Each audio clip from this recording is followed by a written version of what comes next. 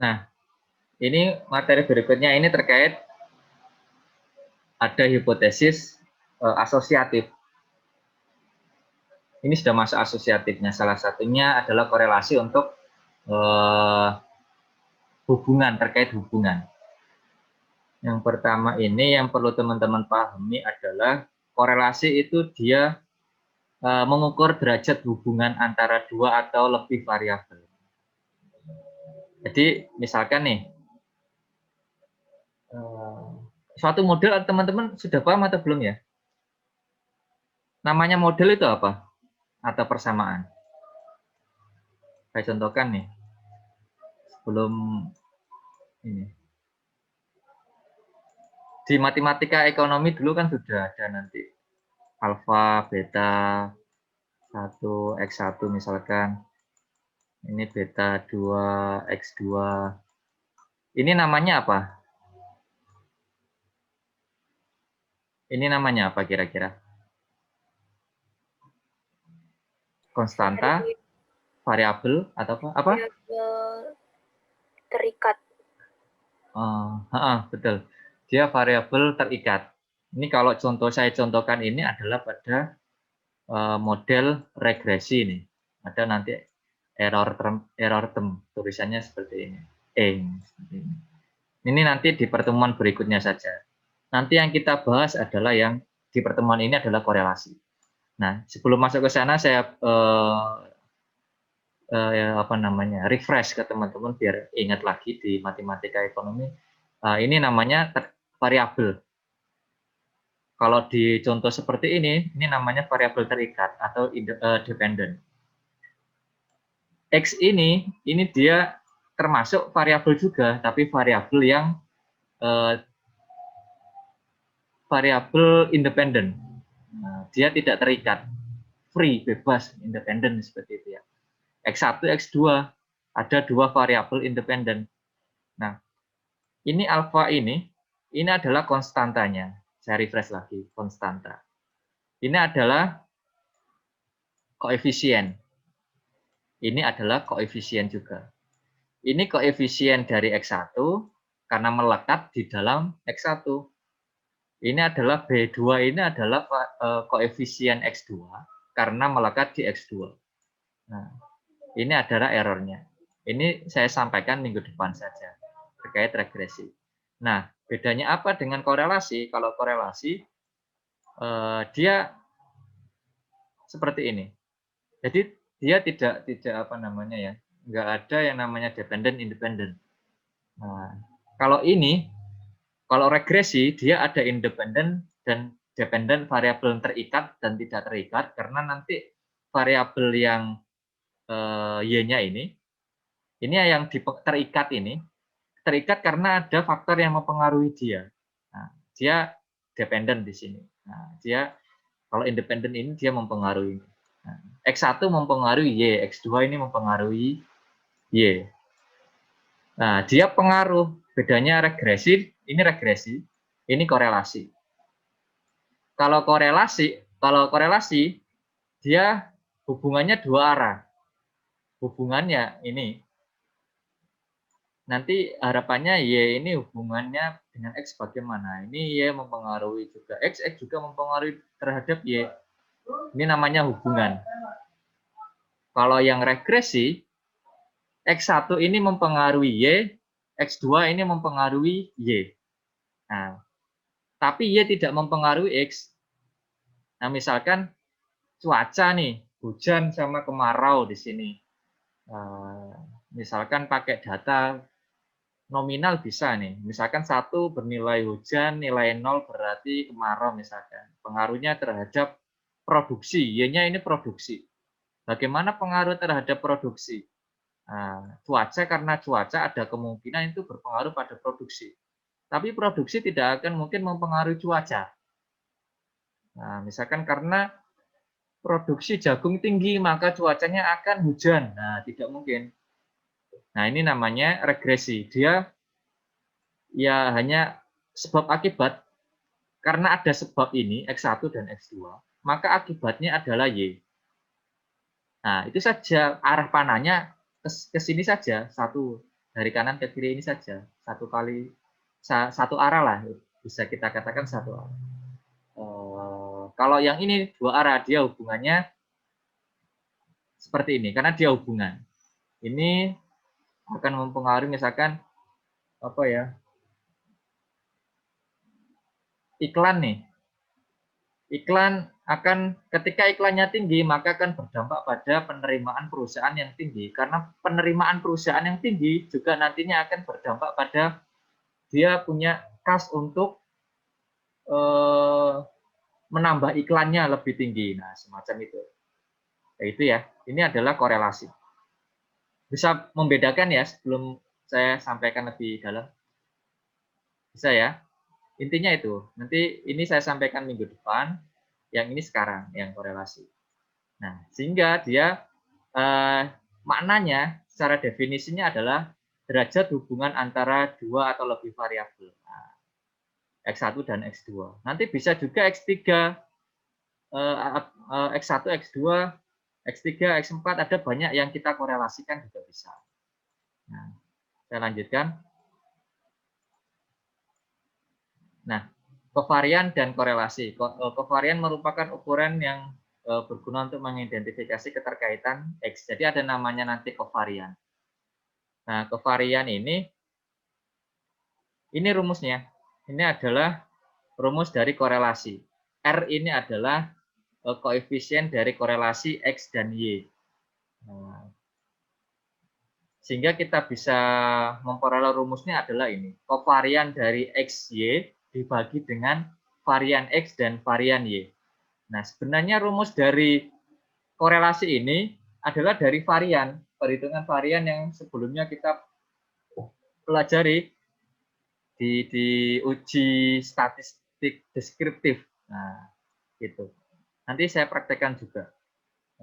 Ada nanti contoh Excel-nya kalau mau menganalisis secara manual juga bisa, pakai SPSS juga bisa. Tapi ya enaknya pakai SPSS nanti kalau di praktikum. Misalnya praktikum minggu depannya lagi terkait ini korelasi. Nah, korelasi dan regresi merupakan ini untuk mengukur hubungan terkait antar variabel ini. Kalau korelasi tadi ini terkait hubungan dua arah ini.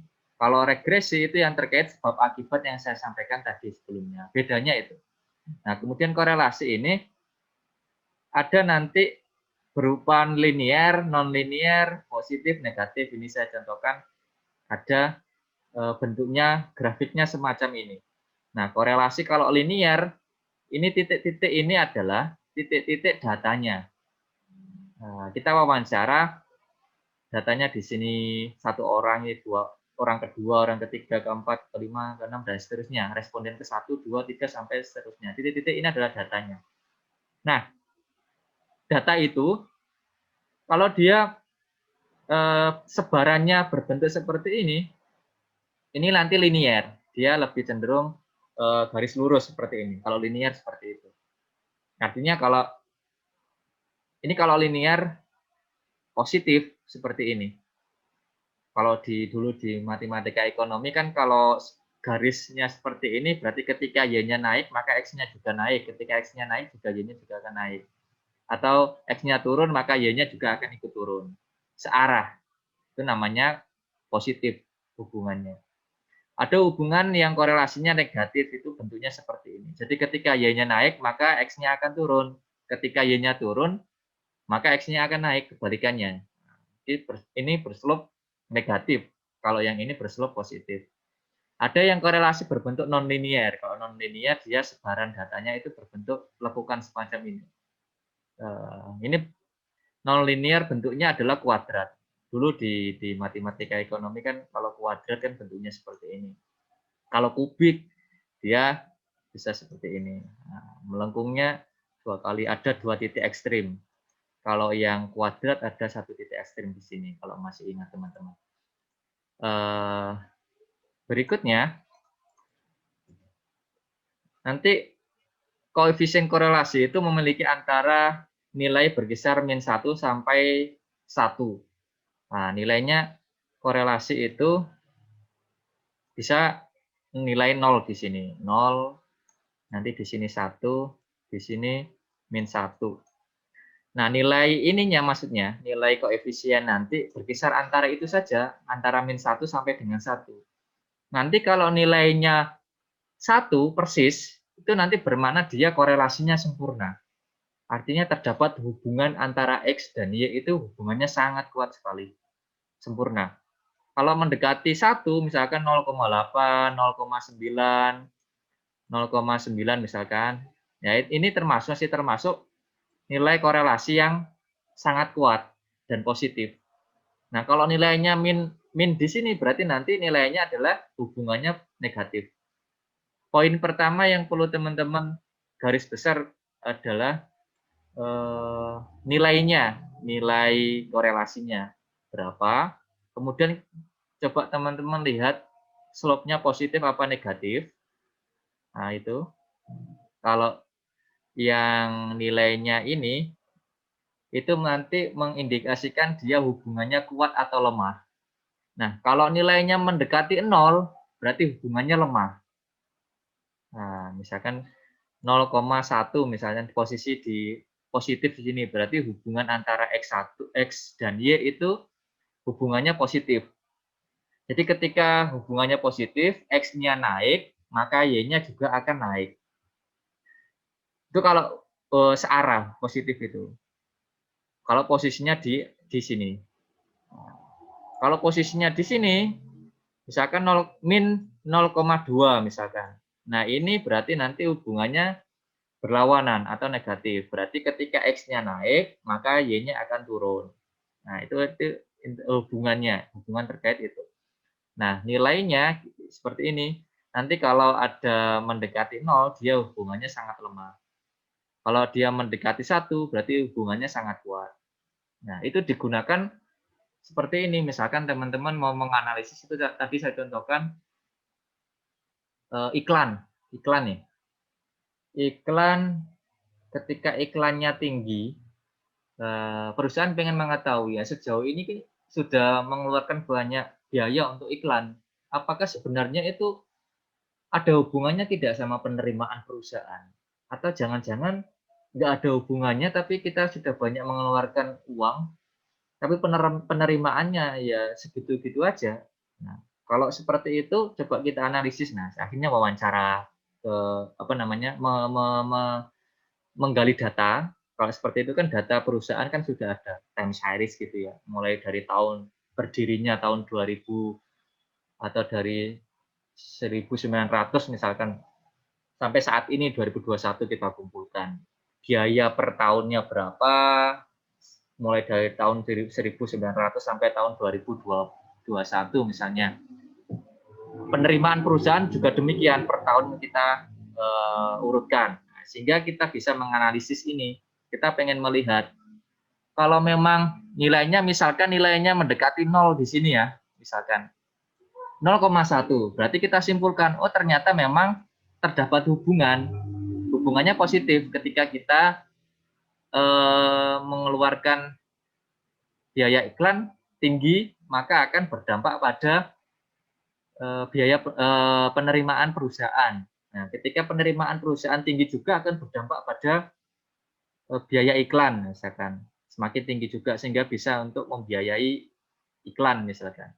Ya benar di sini dampaknya positif, hubungannya positif, sama-sama akan menaikkan. Cuman perusahaan perlu mengkaji lagi, oh ternyata ini hubungannya kok cuma 0,1, hubungannya sangat lemah, korelasinya sangat lemah, sehingga perusahaan bisa menyimpulkan, ya memang benar tuh hubungannya positif, cuman kalau hubungannya kecil sekali seperti ini, sangat lemah, 0,1, ngapain susah-susah untuk mengeluarkan biaya iklan?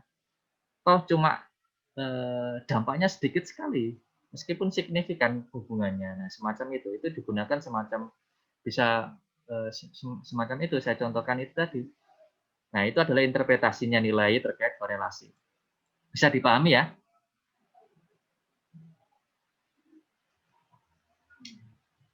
Aman ya? Belum ada pertanyaan? Aman. Aman ya? Jadi itu. nilainya berkisar antara -1 sampai dengan 1. Oke, Pak. Saya lanjutkan.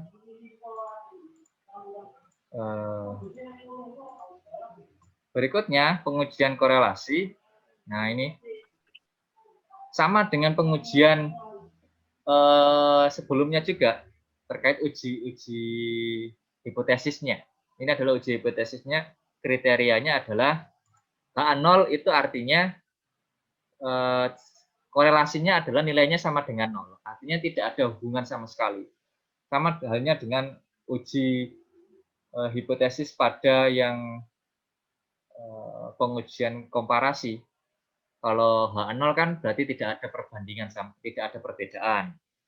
Kalau yang H0 di kondisi korelasi berarti tidak ada hubungan. Hubungannya 0.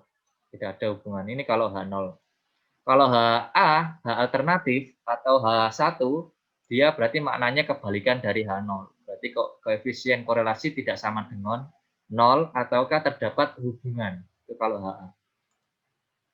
Nah, berikutnya kita juga bisa melihat uji T-nya dengan rumus seperti ini. Setelah memperoleh nilai R-nya, ini secara rumusnya seperti ini. Kita melihat uji T nilai T hitungnya ini. Koefisien dari korelasi dikalikan dengan akar dari N. N ini adalah jumlah datanya. Dikurangi 2, dibagi dengan akar 1 min R pangkat 2. Ini teman-teman bisa menghitung secara manual. Juga kalau pakai SPSS, teman-teman nggak usah manual, tinggal langsung klik analyze saja. Nanti di praktikum disampaikan. Atau sekelas nanti saya sampaikan juga cara menganalisisnya. Ini mudah sekali. Sama sih seperti uji komparasi itu. Saya contohkan lagi ini.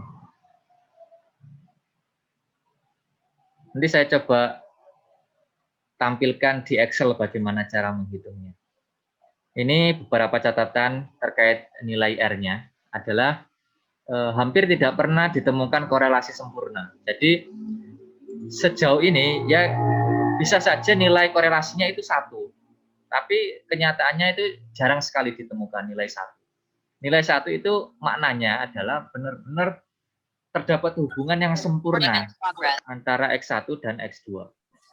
Misalkan atau Y dengan X misalkan, atau X1 dengan X2, Y1 dengan Y2, itu adalah simbol, tidak masalah. Itu ya. Kemudian nilai R yang mendekati 0 menunjukkan derajat yang sangat lemah. Jadi tadi yang saya sampaikan tadi, kalau nilainya mendekati 0, dia berarti maknanya kalau di sini, ini maknanya hubungannya sangat lemah di sini. Kalau nilainya mendekati 1, ini di sini misalkan, ini juga hubungan sangat kuat. Ini juga hubungannya sangat kuat, sama-sama sangat kuat misalkan. Kalau posisi di minus berarti hubungannya sangat kuat, namun hubungannya negatif. Ketika X1-nya naik, maka Y-nya turun. Kalau di sini ketika Y-nya naik, maka X-nya juga akan naik. Begitu pula sebaliknya. Ketika X-nya turun, maka Y-nya juga akan turun. Nah, semacam itu. Kemudian, korelasi R merupakan estimasi sampel terhadap korelasi populasi. Nah, kalau dilambangkan korelasi, tadi kan ada rumusnya itu. Ini adalah untuk yang koefisien dari korelasinya. Tadi di sini mana tadi?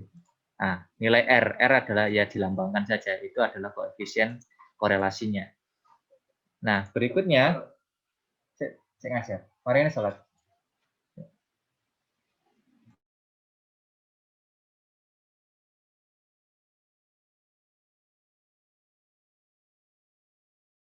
Atau jeda sholat dulu atau lanjut saja? Saya ngikut teman-teman nih. Atau lanjut, diselesaikan sekalian ya.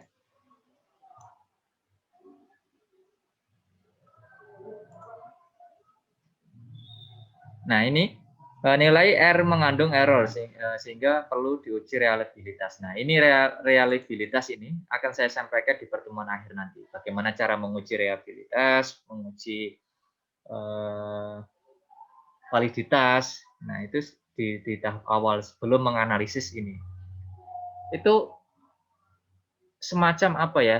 Ya kalau teman-teman ibadah sholat gitu ya, ada prasyaratnya. Ya, ini semacam prasyaratnya reliabilitas validitas itu. Semacam kalau sholat prasyaratnya adalah wudhu. Kalau wudhunya batal ya berarti harus benar-benar wudhunya harus sempurna dulu baru bisa sholatnya sah. Nah, semacam itu. Kalau yang ini juga semacam itu. Jadi korelasi nanti benar-benar nilai reliabilitasnya ini benar-benar harus memenuhi dulu baru bisa nanti menguji korelasi. Sama halnya dengan regresi. Regresi nanti ada uji asumsi klasik. Ada setidaknya 4 pokok yang perlu diperhatikan adalah uji normalitas, uji heteroskedastisitas, yang ketiga multikolinearitas, yang keempat autokorelasi. Ini adalah pengujian tahap awal prasyaratnya sebelum teman-teman menguji regresi. Jadi harus 4 prasyarat ini terpenuhi semua, baru nanti kalau sudah benar-benar lolos baru bisa menganalisis regresi. Nah, itu semacam itu. Kalau 4 syarat uji asumsi klasik ini belum memenuhi, ya sudah berarti data itu belum valid. Teman-teman wawancara datanya masih belum bagus. Jadi harus benar-benar ya kalau solusinya ada nanti bagaimana kita mendeteksi itu, bagaimana cara untuk apa yang dilakukan ketika terjadi membatalkan regresi, nah semacam itu. Ketika wudhunya batal, apa yang dilakukan? Ya wudhu lagi, ya menganalisis uji asumsi klasik lagi. Nah, kita cek mana data yang tidak valid, mana data yang tidak terdistribusi normal, mana data yang salah, nah, semacam itu. Jadi tidak ini memang kalau di statistika parametrik perlu digaris besar teman-teman garis besar ya, kasih garis besar itu yang statistika parametrik itu data-datanya harus memang memenuhi syarat-syarat itu. Kalau yang statistika non parametrik itu nggak perlu ada uji normalitas dan sebagainya. Lebih apa ya? Sebenarnya lebih bebas kalau yang non parametrik karena datanya memang sudah bersifat semacam itu, laki-laki, perempuan, kemudian sangat puas, sangat tidak puas itu tidak perlu untuk diuji normalitas. Menjadi sebaran yang sangat besar adalah ketika data itu bersifat data rasio. Karena nanti misalkan rata-rata produksi dari 30 orang nih, ada yang 1000 misalkan, ada yang hanya 10 misalkan. Nah, perbandingan 1000 dengan 10 ini kan sangat jauh sekali. Sehingga perlu ada uji normalitas sebelum menganalisis data yang semacam metode statistika parametrik itu. Misalkan regresi itu masuk di statistika parametrik karena data-data yang digunakan dia data yang bersifat rasio. Ada semacam regresi itu, tapi datanya bersifat non parametrik ada. Misalkan partial square. Kalau regresi itu dia pakainya ordinary square. Kalau yang PLS partial square dia data-data yang bersifat data nominal, data ordinal dan semacam itu. Jadi dia nggak harus memenuhi prasyarat seperti di statistika parametrik. Itu sekilas nanti ada di pertemuan berikutnya saja. Nah, ini ada persyaratan khusus sebelum nanti teman-teman lebih lanjut menganalisis koefisien korelasi. Ini contohnya nih. Nanti teman-teman masuk di SPSS, datanya nanti di-input sama seperti analisis sebelumnya. Jadi di-input data konsumsi, data apa, misalkan konsumsi dan pendapatan. Apakah ada korelasi? Ketika konsumsinya naik, apakah pendapatannya juga naik? Apakah ketika pendapatan naik, apakah konsumsinya naik? Nah, semacam itu. Kita input datanya, kemudian tinggal klik analyze, kemudian nanti pilih ada correlation nanti. Nanti pilih bivariate correlation ya. Nah, ini keduanya nanti dimasukkan ke sisi ruas kanan, diklik ini masuk ke sini. Nah, sebelum diklik OK, nanti ada pilihan di sini. Nah, correlation coefficient. Ada persen, Kendall Stowe, sama Spearman. Nah, Teman-teman kalau datanya data bersifat rasio, itu pilihlah nanti yang range per month. Persen, yang persen. Yang range per month ini digunakan pada data non parametrik, data yang bersifat ordinal misalkan. Yang ini persen ini bisa digunakan pada data yang rasio, data interval. Kalau yang Anda tahu ini data nominal. Nanti saya sampaikan ada nanti teorinya. Nah itu ya, nanti diklik itu. Kalau sudah nanti keluar nilainya seperti ini. Ini adalah nilai korelasinya. Nanti muncul ini masih sederhana juga analisis ini korelasi ini. Ini ada muncullah nanti hubungan korelasi dengan pendapatan income. Nah, kalau korelasi yang kita lihat adalah poin ini. Nah, ini adalah signifikansinya 0,981. Nah, bisa kita membandingkan nilai T hitung dengan T tabelnya atau kita bisa melihat signifikansinya, nilai signifikansinya. Alfa yang kita tetapkan berapa persen? Taraf kesalahan yang kita tetapkan berapa persen? Misalkan 5% nih, berarti 0,05. Kalau lebih dari 0,05 berarti tidak terdapat hubungan. Kalau lebih dari 0,05 berarti H0-nya diterima, H1-nya ditolak. Nah, kalau kurang dari 0,05 berarti H0-nya ditolak, H1-nya yang diterima. Nah, coba kita lihat di sini signifikansinya adalah 0,981. Bukan, maaf. Ini adalah signifikansinya 000 ini, maaf. Ini signifikansinya 000 ini. Yang ini adalah 0,981 ini adalah nilai R-nya. R itu adalah koefisien dari korelasinya. Oh ya, sebentar.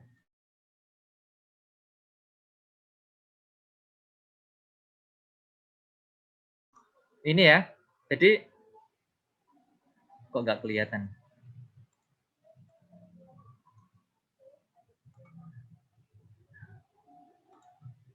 Ini adalah signifikansinya. Tadi saya salah lihat, maaf. Ini ya, signifikansi. Kita lihat sig-nya ini. N-nya ini adalah jumlah datanya. Signifikansinya ini adalah, ya signifikansinya ini. Ternyata 0,0000. Nah, 0,000 berarti dia di bawah 0,05. Berarti H0-nya ditolak, H1-nya diterima. Kalau H0-nya ditolak, H1-nya diterima, berarti terdapat hubungan. Nah, kesimpulannya adalah terdapat hubungan antara konsumsi dan income. Nah, bagaimana hubungannya? Hubungannya kuat atau lemah? Ataukah positif atau negatif?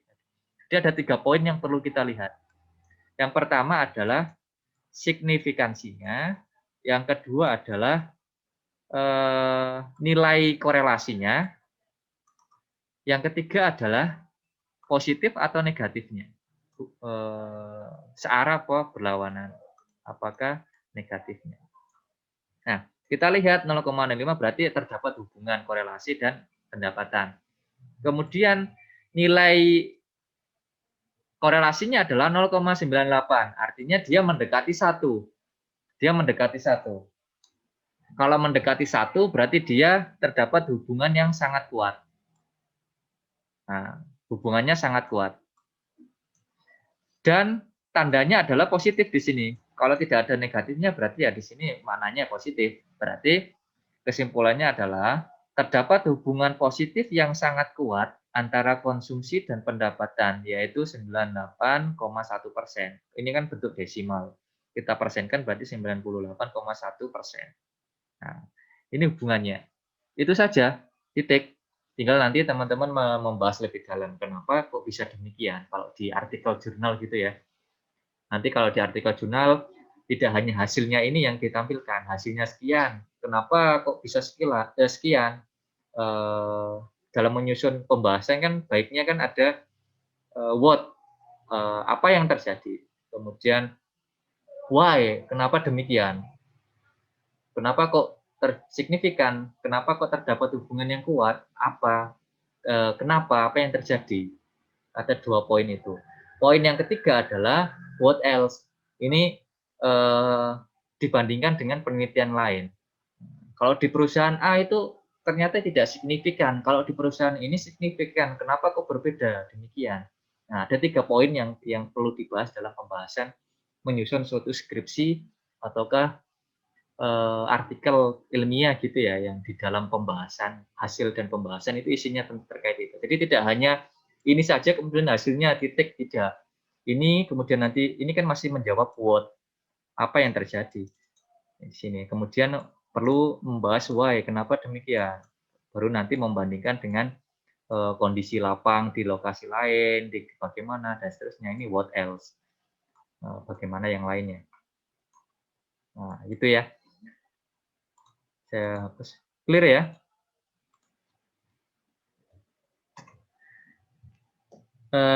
Ini contohnya.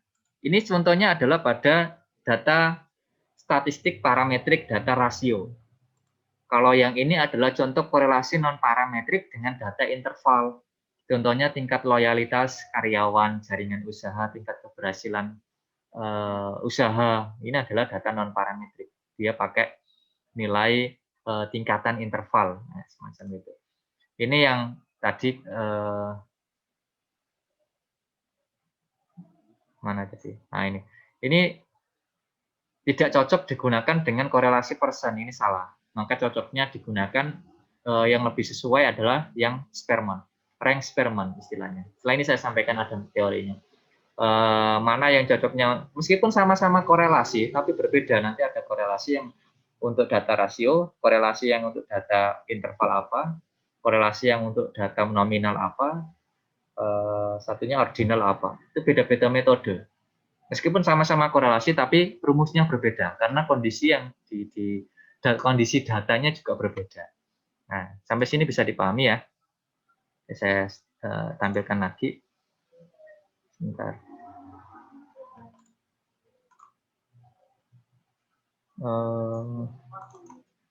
Nah, ini tadi korelasinya sudah saya sampaikan ini. Nilai positif, negatif ini yang sudah. Nah, jenis-jenis korelasi nih. Ada nanti korelasi yang dia persen. Ini pada data yang interval dan rasio. Nah, ini rumusnya seperti ini. Tadi kan kalau di SPSS ada nanti pilihan persen, kendal tahu, yang sisi kanan sendiri adalah rank Spearman tulisannya. Ini rank Spearman. Ini untuk data interval dan rasio menggunakan korelasi persen. Kalau data ordinal bertingkat, data ranking, dia menggunakan rank Spearman. Nah, tinggal klik aja. Kalau di SPSS enak, tinggal klik sisi yang paling kanan ya kalau rank Spearman. Ada 3 sisi tadi. Ada di yang pertama tadi lingkaran untuk diklik yang tadi apa tadi? Persen. Yang ini untuk yang kendal tahu, yang ini untuk yang rank Spearman. Tinggal diklik aja yang ini, jangan diklik yang ini. Kalau yang datanya ini. Kalau data ini yang cocoknya klik yang persen. Berbeda kondisi. Nah, saya lanjutkan. Yang ini terkait kontingensi atau dan nanti kendal tahu, itu dia pada data yang bersifat data nominal, laki-laki, perempuan, dan seterusnya. Ini kalau teman-teman ngitung manual ya menggunakan rumus masing-masing. Kalau data rasio interval dia menggunakan rumus yang ini. Kalau yang rank Spearman dia menggunakan rumus yang ini. Kalau yang kontingensi dia menggunakan rumus yang ini untuk data nominal. Nah, bisa dipahami ya?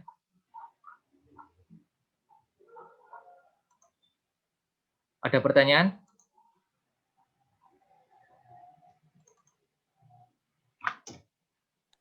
Nah, ini nanti PowerPoint-nya sama PDF-nya bakal dikirim nggak? Iya, nanti saya kirim ya. Diingatkan saya ya kadang lupa. Saya ini ada dari HMJ yang nunggu saya ini. Nanti saya kirim setelah itu lah ya. Nanti diingatkan lagi kalau sampai malam nanti belum dikirim di WA di grup ya. Ini saya kirim. Nah, ini ada sebentar sekilas saja nanti ada contoh Excel-nya nih.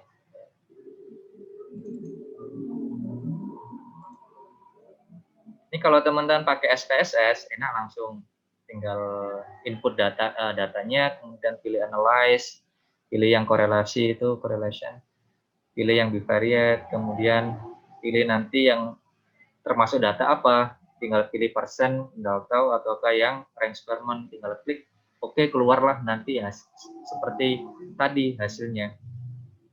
Kalau secara manual kurang lebih seperti ini, saya share screen. Nah, ini cara untuk menghitung secara manualnya. Kalau rumus yang kita pakai, kalau datanya berbentuk data rasio, ini adalah yang atas ini adalah kovariannya, kovarian.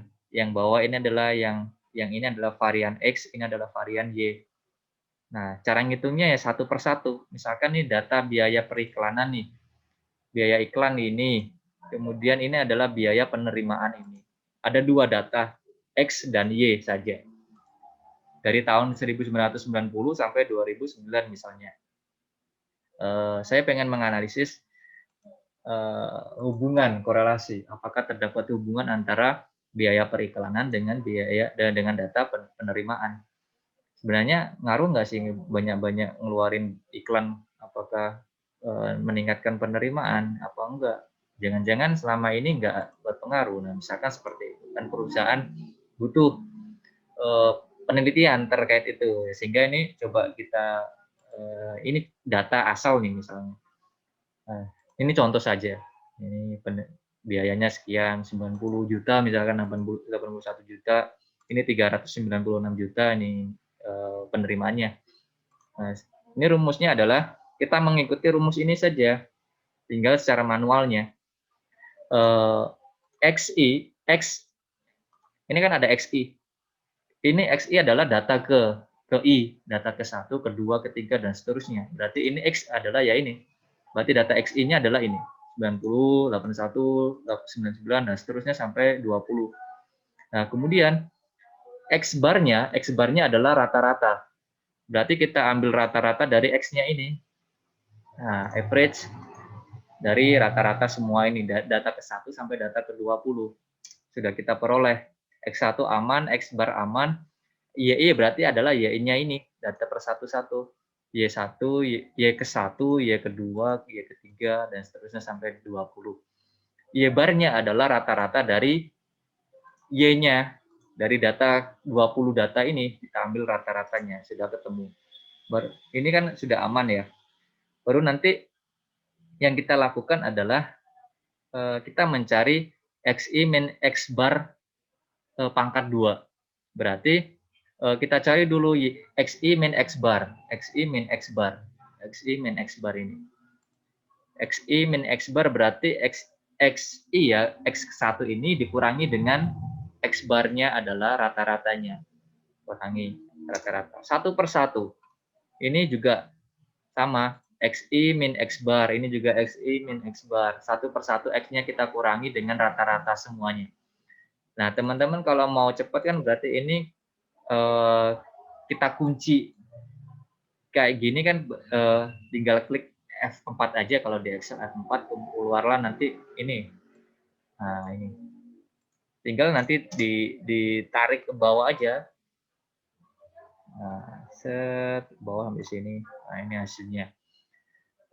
Yang ini kan sudah ketemu XI min X bar. Kemudian kita pangkatkan. Kalau yang ini pangkat 2 berarti tinggal ya, XI min X bar pangkat 2. Nah, topi ini ya, pangkat 2. Hasilnya ketemulah ini. Ini pun demikian sama, tinggal kita tarik ke bawah aja. Tarik, ketemulah satu per satu nilai XI min X barnya. Lanjut ke YI min Y barnya. Ini adalah ini. Berarti YI min Y bar rata-ratanya sama, satu per satu. YI min Y bar pangkat 2 berarti dari hasil ini kita pangkatkan 2. 1 per 1 sama sampai sekian. Bisa dipahami ya?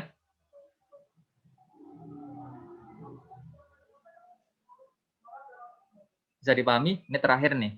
Saya contohkan aja. Bisa, Pak. Bisa ya. Sip.